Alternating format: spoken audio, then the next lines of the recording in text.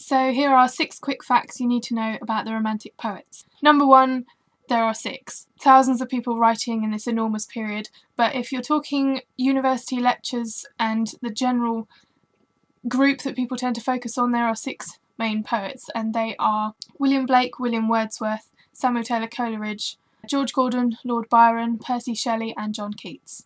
Yes, they are all men, we will come to that in a minute, but for the purposes of this video, there are 6 heavies in Romantic poetry, and they are those guys.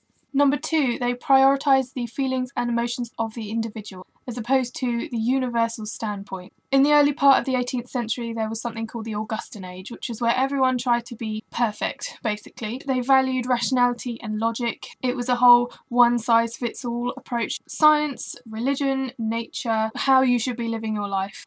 In his essay on criticism, Alexander Pope wrote, "One clear, unchanged and universal light should serve to illuminate all these minds." This was working off the philosophy of Immanuel Kant. The beautiful is that which is the object of universal satisfaction. The Romantics didn't like this idea. They preferred to say that the feelings of the individual were what mattered. So this is often called the Age of Sensibility. You might want to start by looking at Thomas Gray's elegy written in a country churchyard. This is generally seen as on or near the tipping point of these 2 periods, because in Gray's elegy he gives a lot of attention to individual death of poor people, basically. The potential outcomes that their lives could have had if they'd had the resources to develop them. This is totally different to this populist attitude that pre-Romantic thought fostered, whereas before they might have seen peasants and farmers as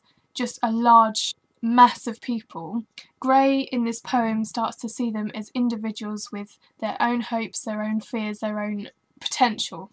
And that's something very new. I guess in a way it's like the Romantics are embracing the deep thought and confusion of actual life and turning away from this desperation to be perfect by rule and line. Talking of death, it comes up a lot in Romantic poetry. With the realisation that you are an individual comes the realisation that your individual life is going to end. Pretty much all the Romantic poets devote a lot of time to this. Keats said that mortality weighs heavily on me like unwilling sleep.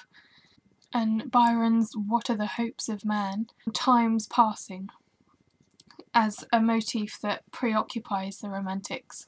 So number 3, keep an eye out for death in the Romantics and in life generally. Number 4, the sublime. Quite hard to explain, but the best I can do is to say that nature is terrifying. Take it in its most blunt form. Tree falls on your head.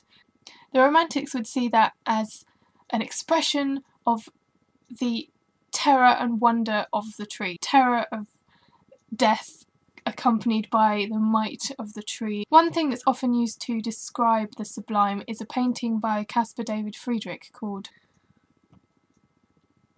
Wanderer Above the Sea of Fog. In this picture, we're encouraged to think about how much bigger nature is than the human who's looking at it, and how much scope it has to shape him from within or destroy him from without. The sublime really is a mixture of ecstasy, awe and terror, something that's stirred up inside on our apprehension of things that are bigger and more powerful and dangerous. So again, it comes back to that point about death, the realisation of your own fallibility. Number 5, be warned, Romantic poetry can often be very dense. The first time you encounter Endymion by John Keats, for example, is a 5-book attempt at an epic, and you may just lose your mind over it. Don't panic. The best way to approach Romantic poetry is to look for the overriding theme, and it's usually something to do with the self, with nature, with death, with time passing, with beauty, anything to do with the sensibility of one human and their response to the world around them. Number 6, go looking for more than just the big 6. I know that you have enough on your plate trying to read Wordsworth, Blake, Shelley, Byron, Coleridge and Keats, but there's more out there.